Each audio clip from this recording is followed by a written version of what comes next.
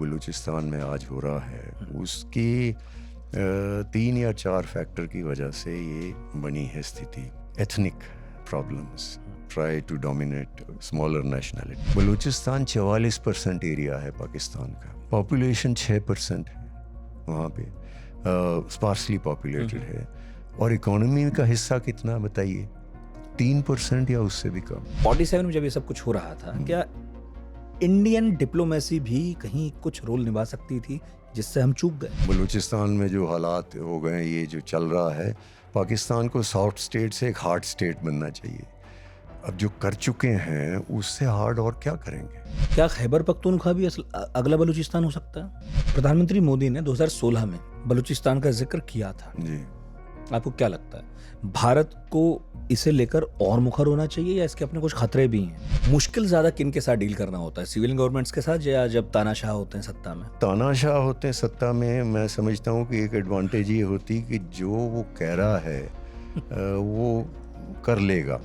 ये जो आपका कार्यकाल है, इसी दौरान अगर मैं ठीक हूं तो परमाणु परीक्षण की तैयारियां बहुत जोरों पर थी पाकिस्तान में। बिल्कुल कोई भनक नहीं थी हमारी हाई कमीशन को या फिर हमारी जासूसी संस्थाओं को कि वहाँ कुछ ऐसा घट रहा है। वहाँ बड़ी कोशिश की गई वेस्टर्न कंट्री से कि पाकिस्तान ना टेस्ट करे, ओपन ना करे। पैसा प्रॉमिस किया गया उनको। ये वो मुझसे लोग पूछते थे वेस्टर्न डिप्लोमेट्स कि आपका क्या ख्याल है, मैंने कहा ये कभी बिना किए नहीं रहेंगे, क्योंकि अगर हमने 5 टेस्ट अनाउंस किए तो 6 अनाउंस करेंगे, क्योंकि ये इनकी आदत है। इकोनॉमिक मिसमैनेजमेंट, टैक्स नहीं देते, खर्चे दुनिया भर के हैं, असिस्टेंस आ गई तो चल पड़े, नहीं तो लोगों को पता नहीं होगा। मुझे हैरानी होती सुन के जब पता चलता है कि वहाँ अधिकतर लोग टैक्स नहीं देते, और वहाँ अगर दुकानदारों पर टैक्स लगा हो वो हड़तालें करते हैं, दुकानें बंद कर देते हैं, सरकारें घुटने टेकती हैं। पाकिस्तान अपनी सारी हिस्ट्री में बहुत एडवेंचरस तरीके से रहा है। क्या क्या नहीं किया और बच के निकल गए, क्यों? अमेरिकन प्रोटेक्शन थी। अब कितनी देर ऐसा कर सकते हैं, ये उनको सोचना चाहिए कि वो जियोपॉलिटिकल फैक्टर जो तब थे वो बहुत बदल गए अब।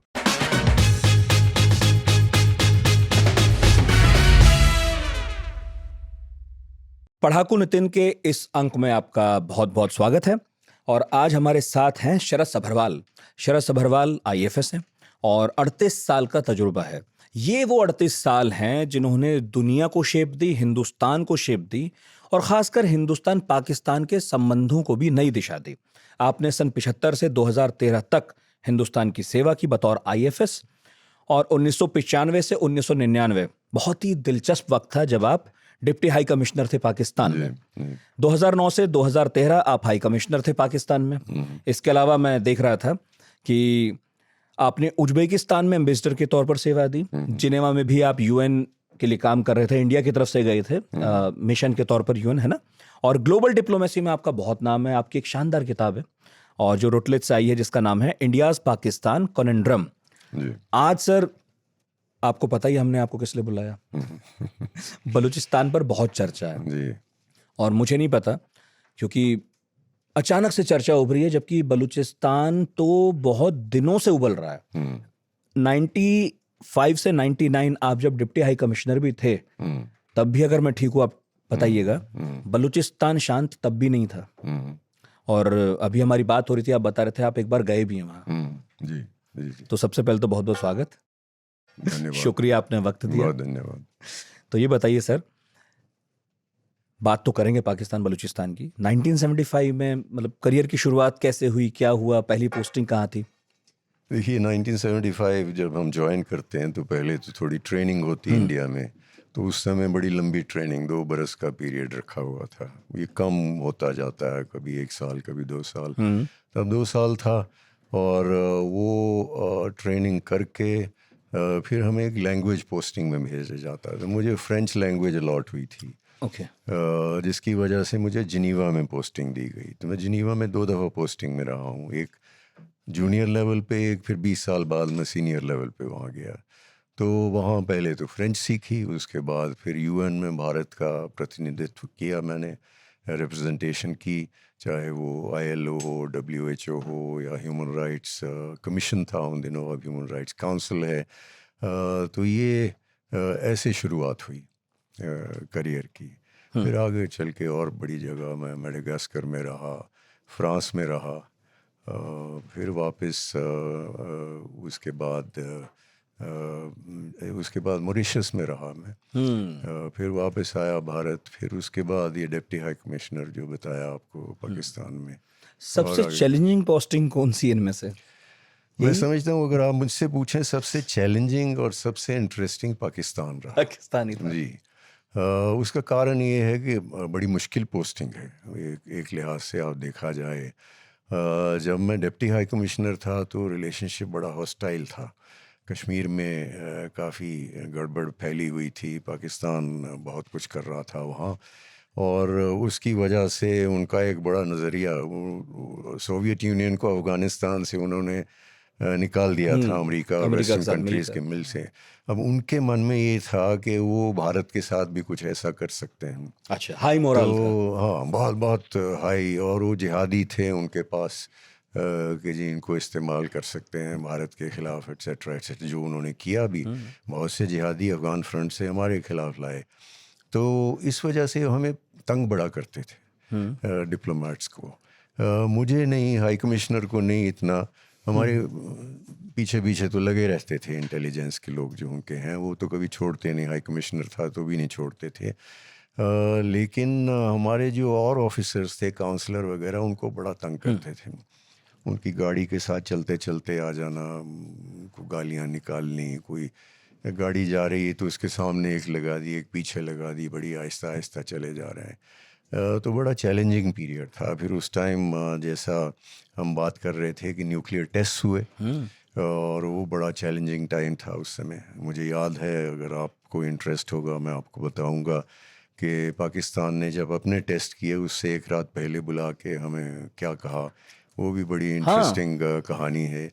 और वाह। उसके बाद कारगिल अंत में आया। हाँ, वाजपेयी जी की विज़िट हुई जब मैं वहाँ था, और लाहौर में, और उसके बाद बड़ा लग रहा था कि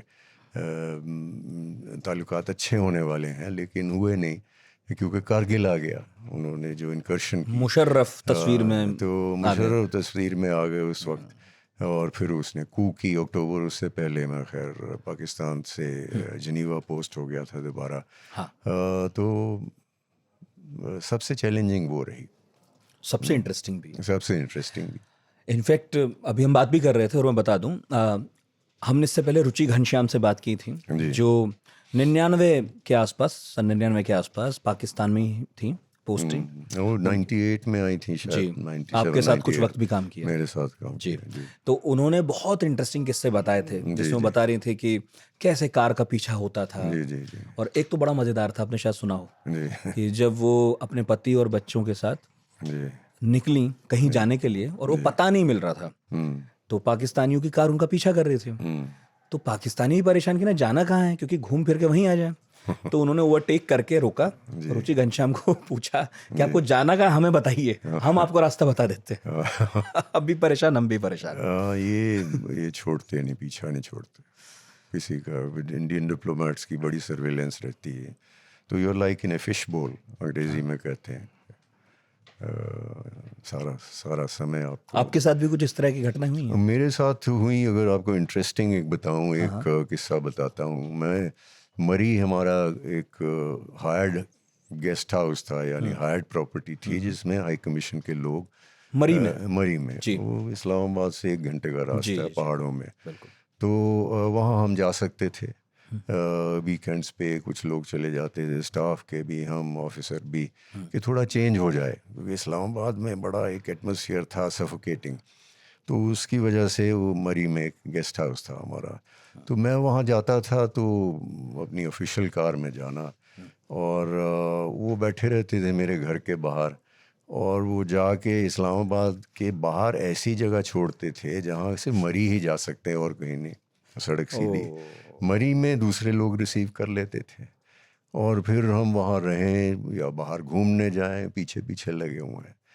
तो एक दफ़ा मैंने अपने ऑफिशियल कार नहीं ली, मेरी फैमिली शायद इंडिया आई हुई थी।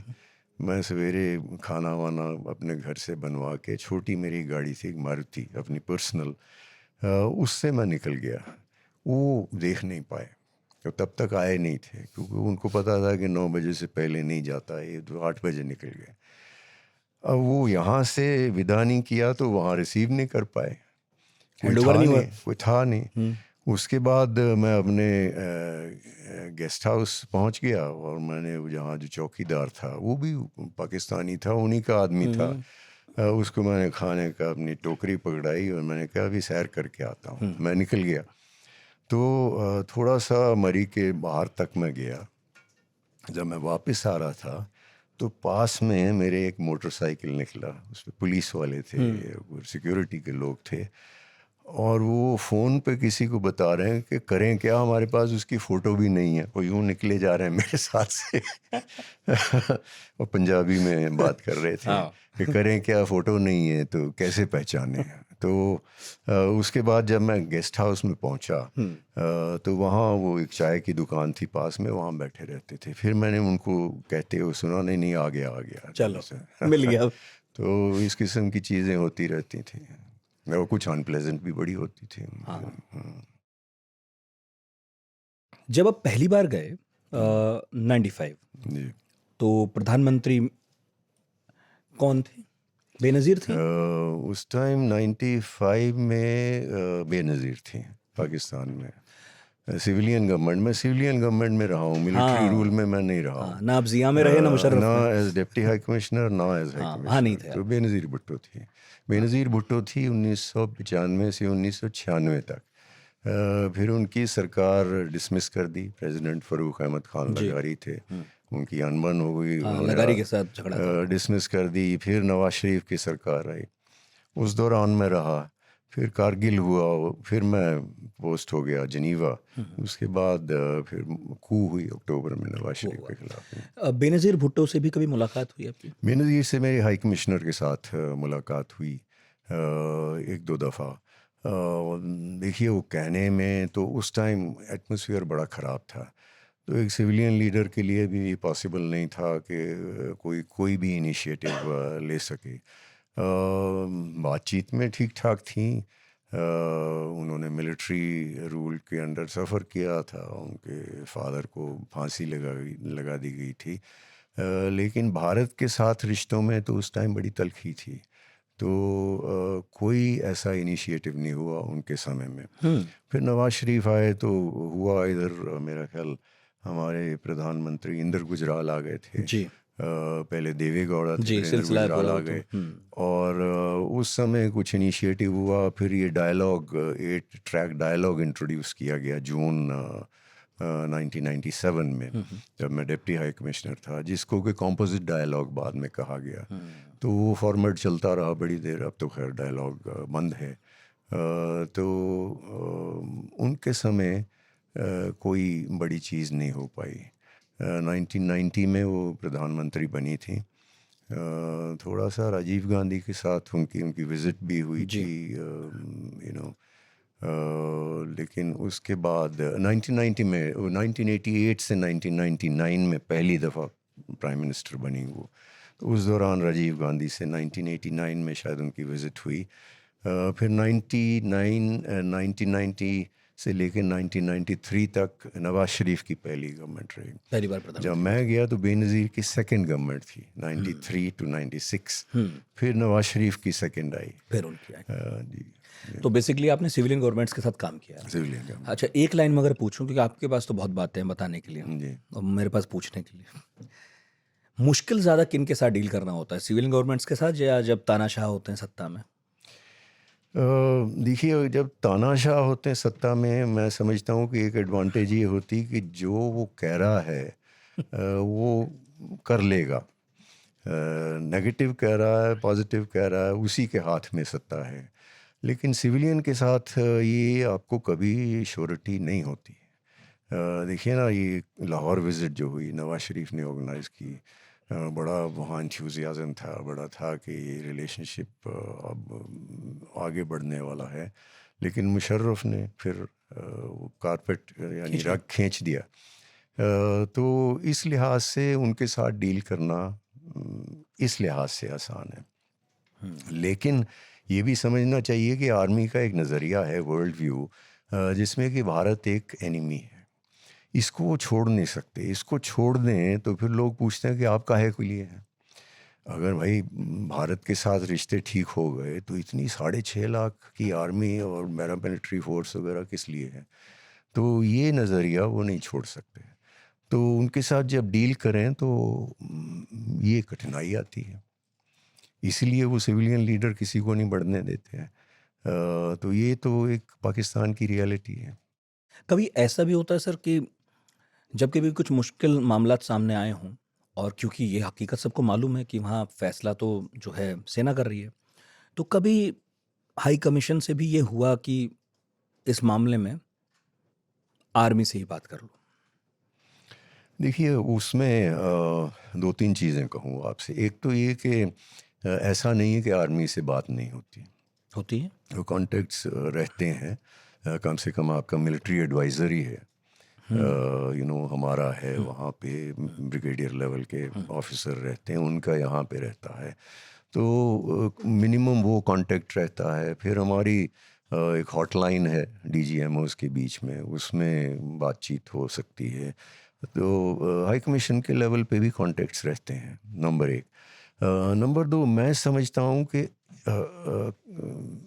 इसको रिलेशनशिप को मैनेज करने के लिए हमें आर्मी से भी बात करनी, जो भी बात करने को तैयार हो, भी जो स्टेक होल्डर तैयार है उसके साथ बात करनी, सिविलियन हो, आर्मी हो, कोई हो, टू मैनेज द रिलेशनशिप। लेकिन कई दफ़ा लोग ये समझना शुरू कर देते हैं कि आर्मी से बात करेंगे तो सब सुलझ जाएगा। वो तब तक नहीं हो सकता जब तक वो अपना वर्ल्ड व्यू चेंज ना करें। वो वर्ल्ड व्यू आज तक उन्होंने चेंज नहीं किया। नवासिम मुनीर हैं, वो भी उसी लाइन में लगे हों, उनसे पहले भी उसी लाइन में लगे रहे लोग।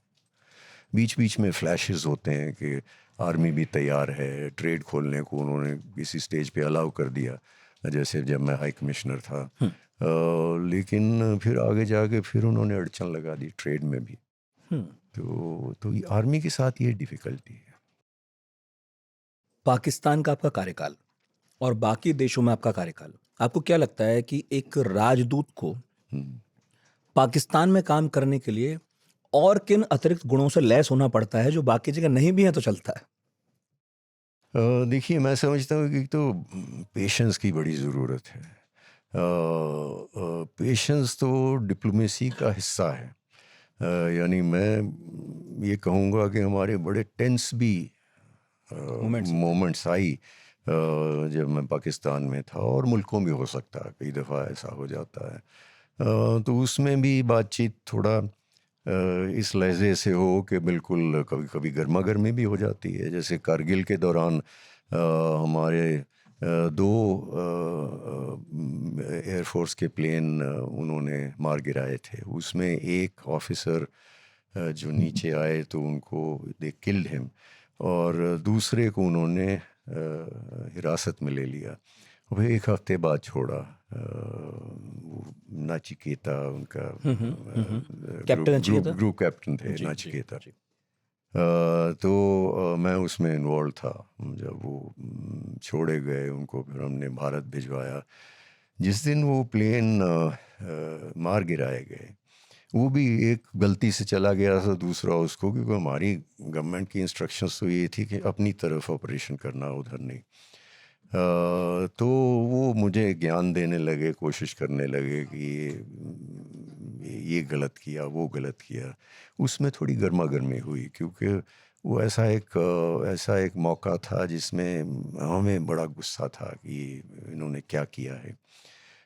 तो ऐसे हो सकते हैं, लेकिन संयम की बड़ी ज़रूरत है, पेशेंस की बड़ी ज़रूरत है। दूसरा ये कि बड़ा कई दफ़ा हॉस्टाइल एटमॉस्फेयर, एजेंसीज पीछे लगी हुई हैं। लेकिन आप घर में नहीं बैठ सकते। घर बैठ गए तो फिर आपका वहाँ होने का क्या फ़ायदा। जब मैं हाई कमिश्नर था तो एक और प्रॉब्लम थी। एजेंसीज तो लगी रहती थी साथ साथ, लेकिन सिक्योरिटी सिचुएशन 2009-10 में, 11 में इतनी बुरी थी, पाकिस्तानी पंजाब में भी बहुत से आर्मी के टारगेट उन्होंने, टीटीपी ने डायरेक्ट अटैक किए, जीएचक्यू तक को अटैक किया। सिविलियन टारगेट, मालूम नहीं था कि कहाँ कब अटैक हो जाए। तो उस समय कई दफ़ा मुझे भी आता था अलर्ट कि आपको भी थ्रेट है। क्योंकि एजेंसीज थोड़ा अलर्ट करती रहती हैं आपको। लेकिन ये कि उनको हम इन्फॉर्म कर देते थे, थोड़ी वो सिक्योरिटी बढ़ा देते थे, लेकिन घर में बैठने का ऑप्शन नहीं था और ना होना चाहिए। जब आप गए हैं, हालांकि दुश्मन मुल्क भी है, आप वहाँ जाते हैं, मिलते हैं लोगों से, कुछ सीखते हैं, कुछ उनको बताने की कोशिश करते हैं। गवर्नमेंट से तो डील करते ही करते हैं। तो इस लिहाज से काफ़ी फ़र्क है वहाँ का काम। ये जो आपका कार्यकाल है, इसी दौरान अगर मैं ठीक हूं तो परमाणु परीक्षण की तैयारियां बहुत जोरों पर थी पाकिस्तान में। ये सेम हमारे यहाँ भी थी जो पहला कार्यकाल जी, था डिप्टी हाई कमिश्नर। बिल्कुल 99 तक। जी तो हमारे यहाँ भी हो रही थी, वहाँ भी हो रही थी। बिल्कुल कोई भनक नहीं थी हमारी हाई कमीशन को या फिर हमारी जासूसी संस्थाओं को कि वहाँ कुछ ऐसा घट रहा है। देखिए, ये तो बड़ी देर से मालूम था कि पाकिस्तान कोशिश कर रहा हाँ। है यूरेनियम एनरिचमेंट, ये क्यू खान वगैरह नेटवर्क जो बाहर से लिटरली स्मगलिंग करके वो मंगा रहे थे, ये तो सारा पता था। और चीन ने उनको एक टेस्टेड वेपन का डिज़ाइन दे दिया था, ये भी सारी दुनिया को मालूम था। तो ये नहीं हमें मालूम नहीं था कि इनके पास ये टेक्नोलॉजी नहीं है। लेकिन ये कि खुल के नहीं आई थी वो सामने, और खुल के हमारी तरफ से भी सामने नहीं आई थी। पहले एक पीसफुल न्यूक्लियर एक्सप्लोजन PNE हुआ 74 में, उसके बाद कोई फॉलो अप नहीं हुआ था। फिर 98 में हमारा हुआ मई में, बड़ा अचानक था, वो बहुत हाई लेवल पे डिसीजन हुआ। तो हमें भी वहाँ जब हाई कमीशन में थे ख़बर मिली, उसके बाद तो फिर बड़े प्रोटेस्ट ये वो वहाँ होने लगे। उसके बाद वहाँ बड़ी कोशिश की गई वेस्टर्न कंट्री से कि पाकिस्तान ना टेस्ट करे, ओपन ना बिल्कुल, करे। बिल्कुल। पैसा प्रॉमिस किया गया उनको। ये वो मुझसे लोग पूछते थे वेस्टर्न डिप्लोमेट्स कि आपका क्या ख्याल है। मैंने कहा ये कभी बिना किए नहीं रहेंगे, क्योंकि अगर हमने 5 टेस्ट अनाउंस किए तो 6 अनाउंस करेंगे, 6 क्योंकि कहिए। ये इनकी आदत है। और दूसरा, ये अफोर्ड नहीं कर सकते। तो जनता में भी अफोर्ड नहीं कर सकते, आर्मी भी ऐसा नहीं चाहेगी। तो फिर उनके टेस्ट हुए। और आप जो कह रहे थे, हाँ, वो एक आपको मैं इंटरेस्टिंग वाकया सुना दूं। जिस दिन उनके टेस्ट हुए, उस दिन मैं ऑफिस से अपने घर आ रहा था। कोई ये 15 मिनट की ड्राइव थी। मेरा ड्राइवर चला के गाड़ी जा रहा था, तो रास्ते में उनकी एक सेलिब्रेशन जा रही, बड़े ढोल वगैरह बजा के नाच वाच हो रहा, और सेलिब्रेट कर रहे हैं कि हमने न्यूक्लियर टेस्ट कर दिए। और हमें ये था कि अगर ये गाड़ी पहचानी गई, 27 CD हमारा नंबर है वहाँ पे, अगर ये गाड़ी पहचानी गई इंडियन हाई कमीशन के, तो ये बड़ी मुश्किल हो जाएगी। तो हमारे कुछ गाड़ियाँ थीं, उनके लोकल गाड़ियाँ, वो हमने देखा कि वो विक्ट्री साइन दे के निकले जा रहे थे, और हम भी उनके पीछे निकल गए। कोई पहचान नहीं पाया। तो इस किस्म की सिचुएशन भी आती है। लेकिन उससे पहले जिस दिन उनके टेस्ट हुए, शायद 28 मई के हुए, 27 और 28 मई के बीच में जो रात थी, 1 या 1:30 बजे उन्होंने, हमारे हाई कमिश्नर थे सतीश चंद्रा जी, उनको बुलाया। मैं उनके साथ गया, उनके फॉरेन सेक्रेटरी ने, 1:30 बजे रात को, और उनके साथ कुछ ऑफिसर थे। तो उन्होंने कहा कि हमें ये खबर है कि आप हमारी न्यूक्लियर फैसिलिटी को अटैक करने वाले, एयर अटैक, और अगर आप ऐसा करते हैं, अंग्रेज़ी में उन्होंने कहा, there will be massive retaliation with devastating consequences. तो ये मैसिव रिटेलिएशन एक टर्म है जो international nuclear parlance, strategic parlance में यूज़ की गई है। अमेरिका ने उसके रेफरेंस में पहले की थी। उसका मतलब ये था कि massive retaliation means a nuclear retaliation. तो एक तरह से वो हमें ये भी बता रहे थे कि हमारे पास ऑलरेडी है, इशारा था। और हम रिटेलिएट करेंगे। और हमें तो उन्होंने बताया ही, फिर हमने हेडक्वार्टर्स को बताया। उन्होंने P5 जो कंट्रीज़ हैं UN सिक्योरिटी काउंसिल, उनको भी डिमार्श किया रात को।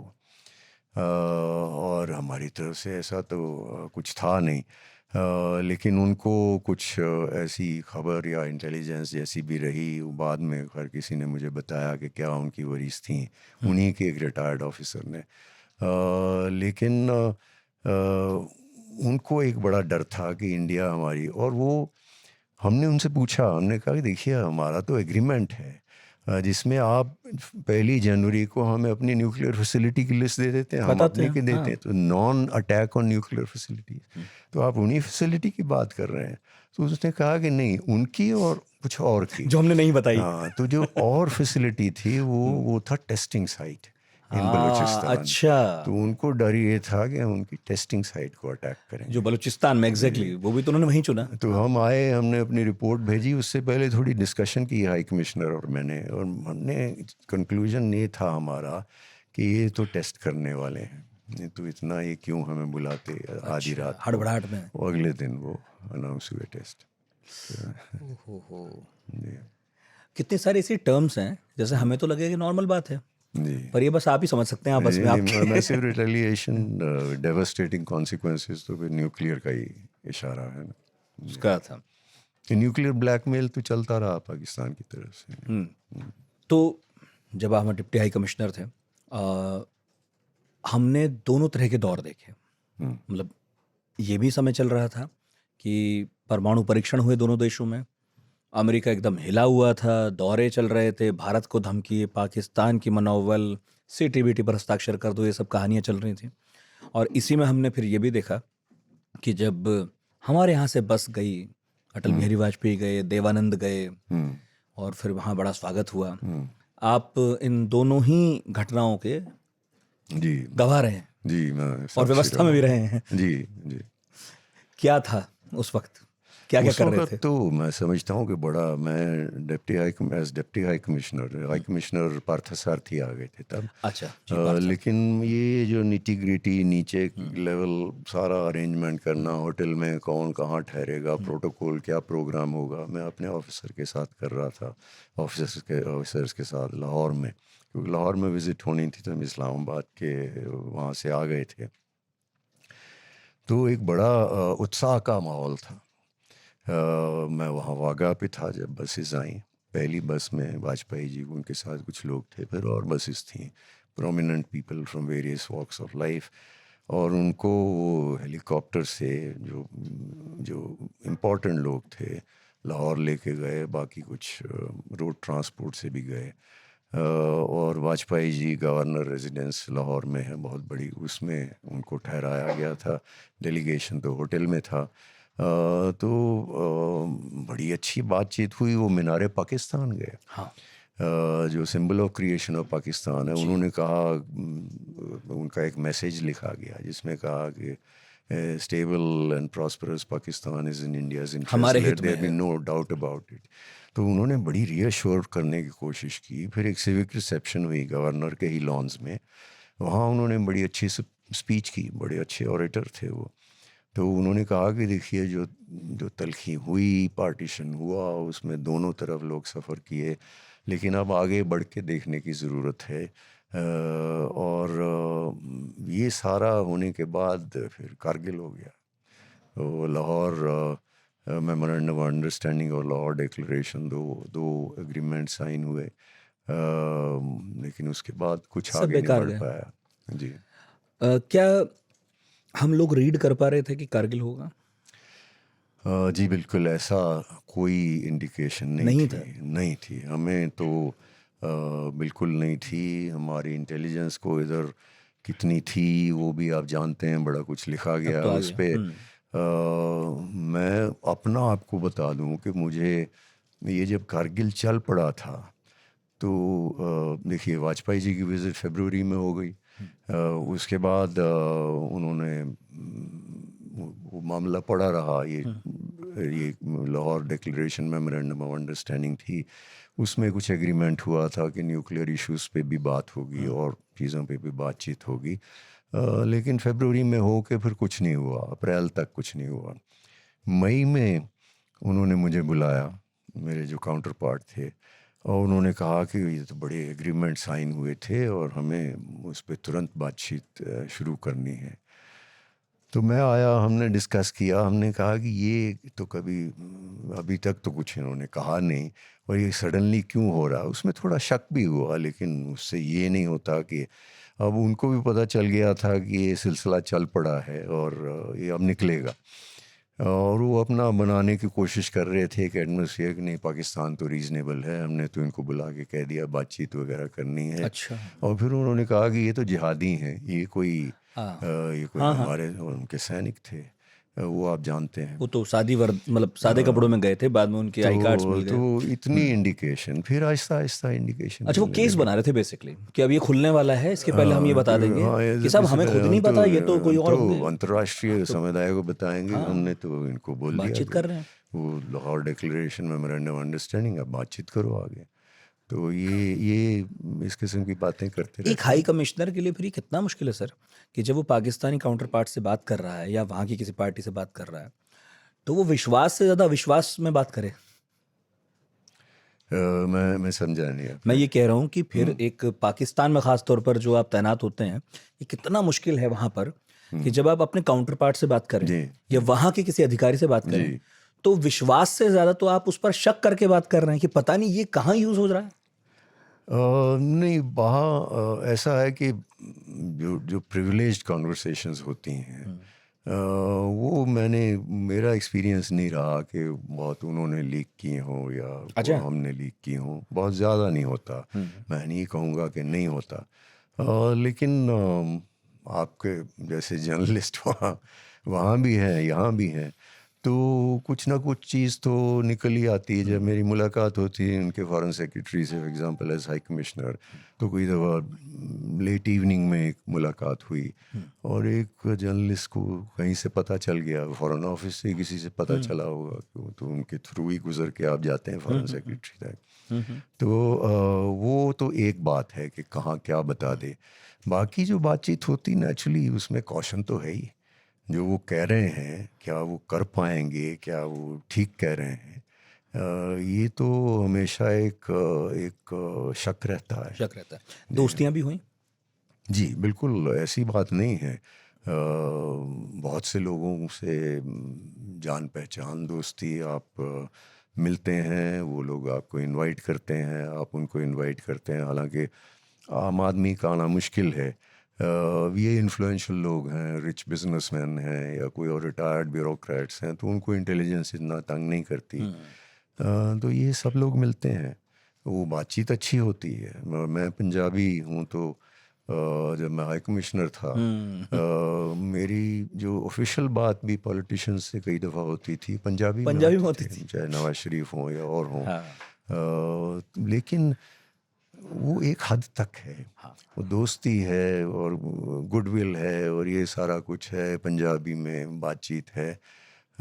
लेकिन असल में फिर जाके जो रिलेशनशिप के डायनेमिक्स हैं, उसको तो आप बदल नहीं सकते, तो वो तो रहते हैं।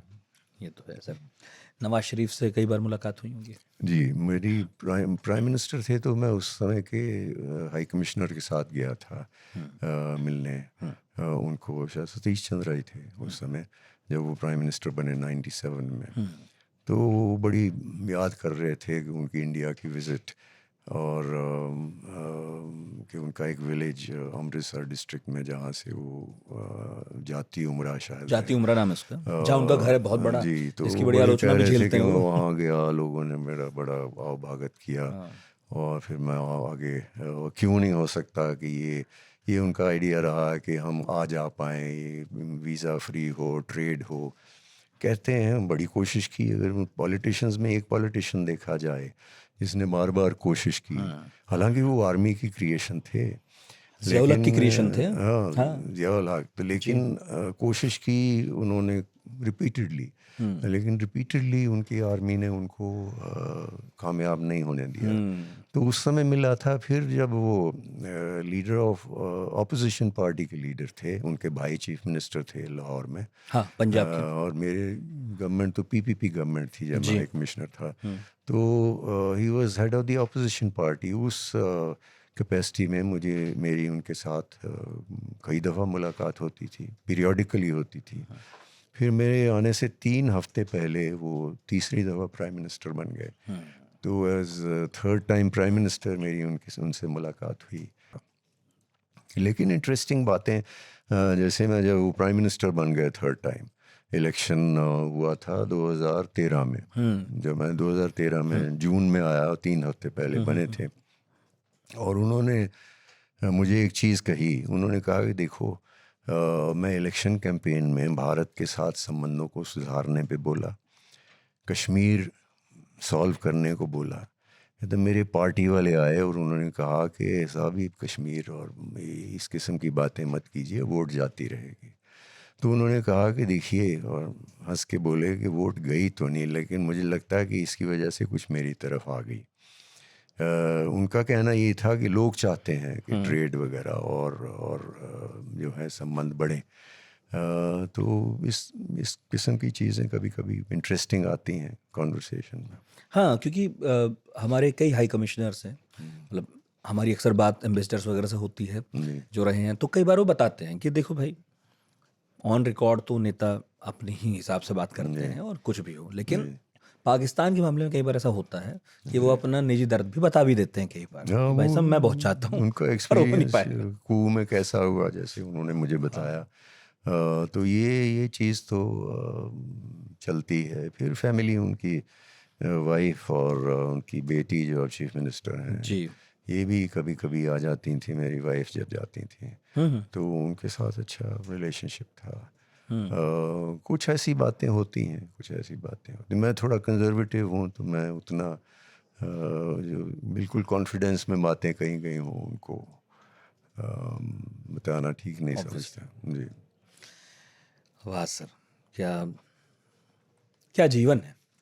जहां हम जाकर झांक नहीं सकते, वहां आप रह आए दो बार।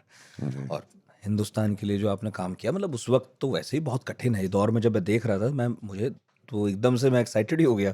95 to 99 और 2009 से 2013 जी। ज़बरदस्त दौर है। आपने जो किताब लिखी है, इंडियाज़ पाकिस्तान कॉनन्ड्रम, जी। मेरे हाथ अभी आई नहीं, मैं मंगाऊंगा।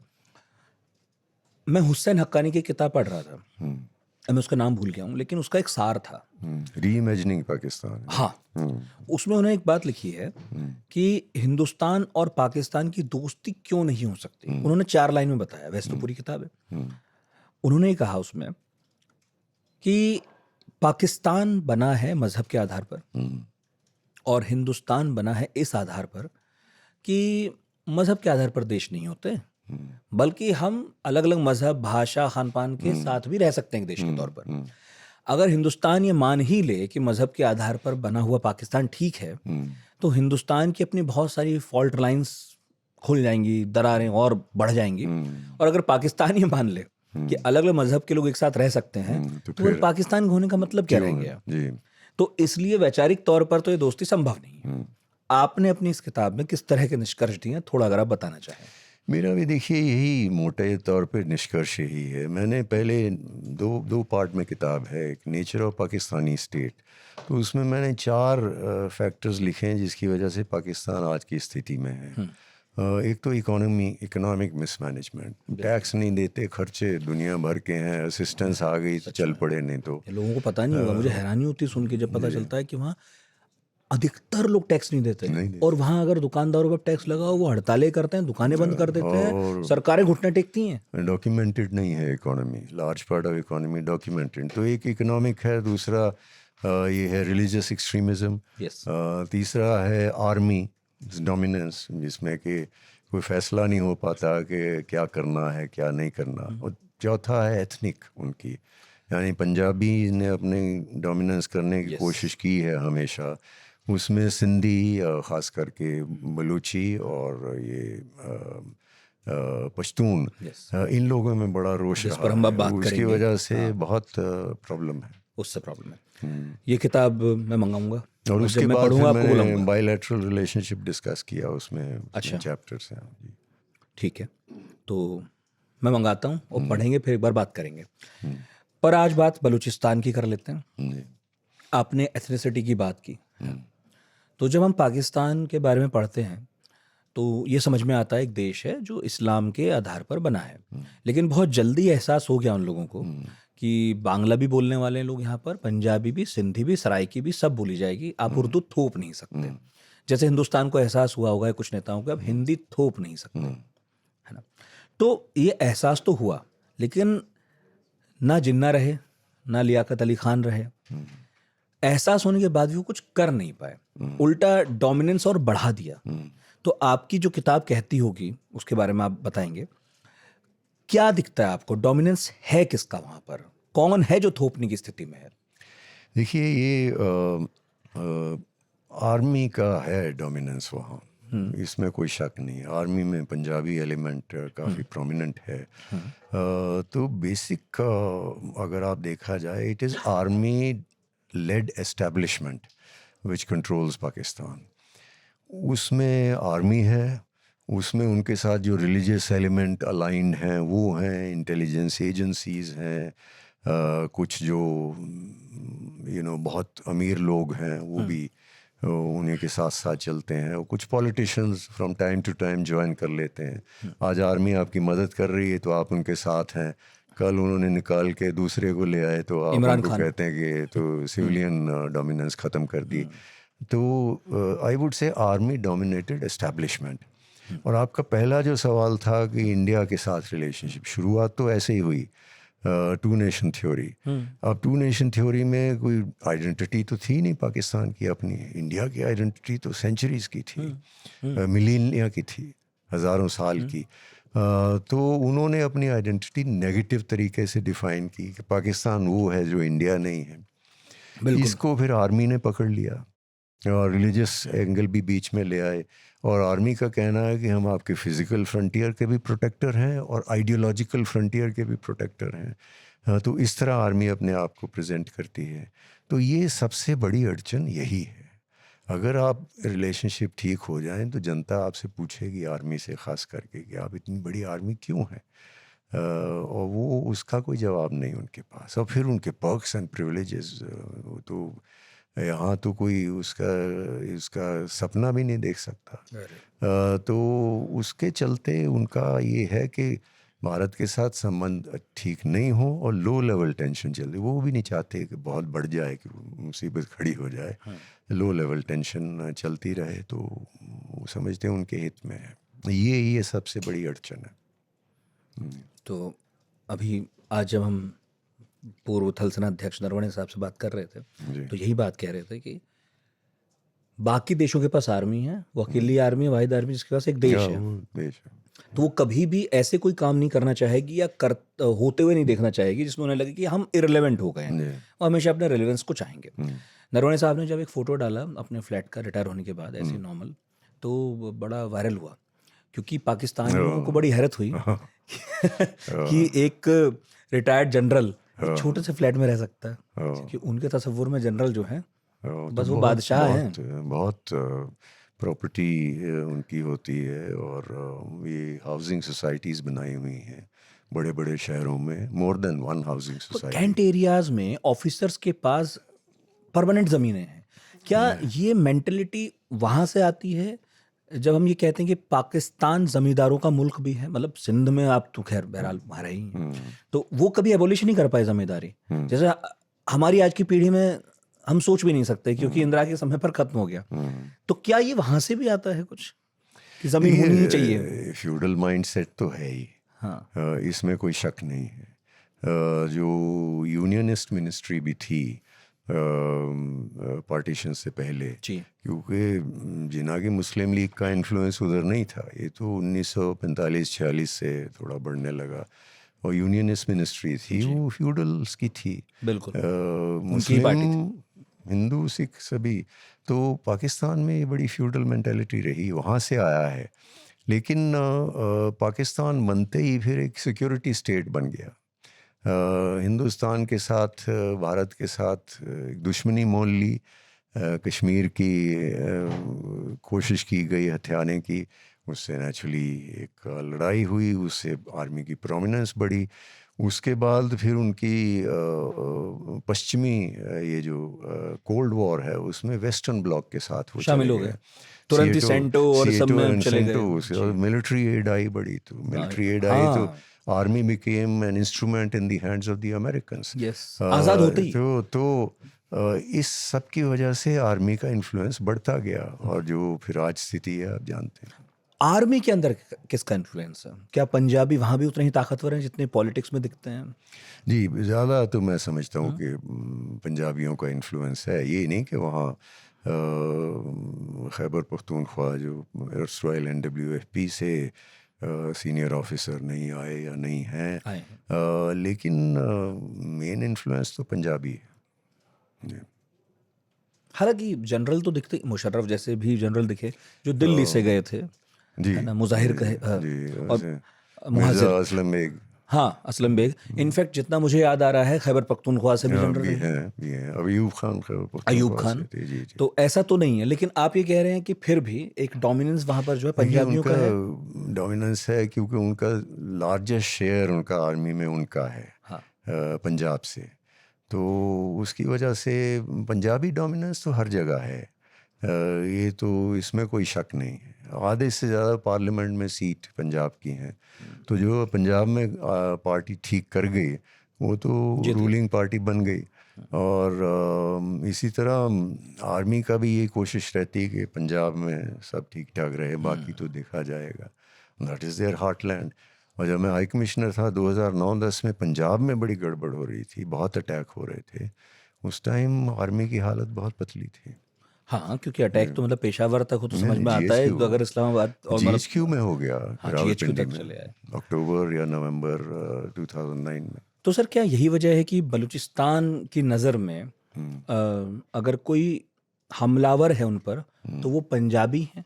क्योंकि मैं जितने भी उनके चैनल्स देख रहा हूँ, पॉडकास्ट देख रहा हूँ, आर्टिकल्स पढ़ रहा हूँ, उसमें मैं यही देख रहा हूँ कि जो बलूच लोग हैं उनके निशाने पर उस तरह से सिंधी नहीं है, पश्तून नहीं है, पंजाबी हैं, चाहे वो मजदूर भी हो वहाँ का, चाहे सिपाही हो। देखिए वही बात है ना, 3-4 फैक्टर हैं जो बलूचिस्तान में आज हो रहा है। उसके 3 या 4 फैक्टर की वजह से ये बनी है स्थिति। पहला, ethnic problem, Punjabi dominance, try to dominate smaller nationalities. तो उसकी वजह से बहुत नाराज़गी रही, बलूचिस्तान में भी रही, NWFP में, फिर पश्तून में ज़्यादा आई, सिंध में भी रही। तो ये तो जाहिर है पहला फैक्टर। दूसरा, जो इकोनॉमिक एक्सप्लॉयटेशन, और उनकी नज़र में ये जो होता है फेडरेशन जो है वो पंजाबी कंट्रोल फेडरेशन है। Islamabad government, which ever government, army हो कोई हो, उसमें पंजाबी इन्फ्लुएंस ज़्यादा है। तो उनकी नज़र में जो भी उनके साथ ये बर्ताव होता है ये पंजाबी डोमिनेंस से होता है। तो इकोनॉमिक, बलूचिस्तान 44% एरिया है पाकिस्तान का, पॉपुलेशन 6% है वहाँ पे, स्पार्सली पॉपुलेटेड है। और इकोनॉमी का हिस्सा कितना बताइए, 3% या उससे भी कम। किसी समय मैंने देखा था, मेरी बुक में भी मेंशन्ड है, 3.8% रहा, वो घट के 3% हो गया। घट गया क्यों? रिसोर्स रिच है, गोल्ड है, कॉपर है, गैस है, आयरन ओर है, कोल है, और बड़े से मिनरल हैं, और सारे एक्सप्लॉइट किया गया, लेकिन बलूचिस्तान को तो कुछ नहीं मिला।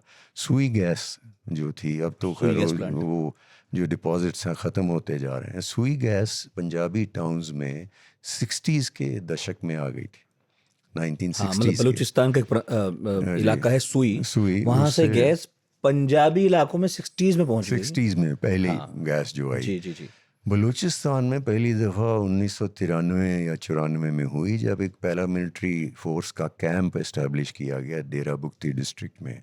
तो उनको अपने सर्दियों में गर्म करने के लिए या कुकिंग वगैरह के लिए, तो पहली दफ़ा वहाँ हुई। अच्छा, वो भी उनको चाहिए थी। और कॉपर गोल्ड की आपको बताऊं तो सेंडक माइन है, कॉपर गोल्ड माइन, तो चाइनीज़ कंपनी चलाती है उसको।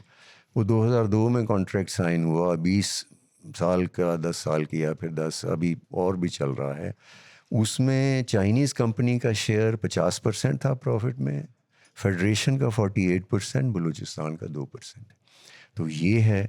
तीसरा ये कि चाइनीज़ बड़ा इन्फ्लुएंस लेके आ गए हैं, उनके लिए स्ट्रेटजिकली इम्पॉर्टेंट है, ना सिर्फ मिनरल बल्कि बलूचिस्तान कोस्ट जो है, ग्वादर पोर्ट वगैरह, फ्यूचर में उनकी नेवी के प्रोजेक्शन के लिए।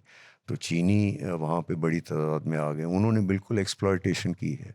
ग्वादर पोर्ट का जब फर्स्ट फेज़ बना 2007 में ख़त्म हुआ, 600 वर्कर थे, उसमें 30 वर्कर बलूच थे, बाकी सारे या चीनी या दूसरे प्रोविंसेस से थे। तो यही सिलसिला आज चल रहा, चाइनीज़ इन्वेस्टमेंट जो भी हुई है उसमें एक्सप्लॉयटेशन हुई, उससे उनमें काफ़ी रोष है। आप देखते हैं कि चाइनीज़ को अटैक करते हैं। हाँ। इन सब के चलते जब भी उन्होंने कोई एजिटेशन की, करने की कोशिश की, उसको मिलिट्री फोर्स से कुचलने की कोशिश हुई। मेहरान बलोच अभी गिरफ्तार हैं, जो हथियार भी नहीं उठाती हैं। उसको टेररिज्म चार्जेस लगा दिए, तो ये चलते आज की स्थिति बनी है। थोड़ा सा पहले चलता हूँ लेकर, उसके बाद फिर यहाँ एक बार और लौटेंगे।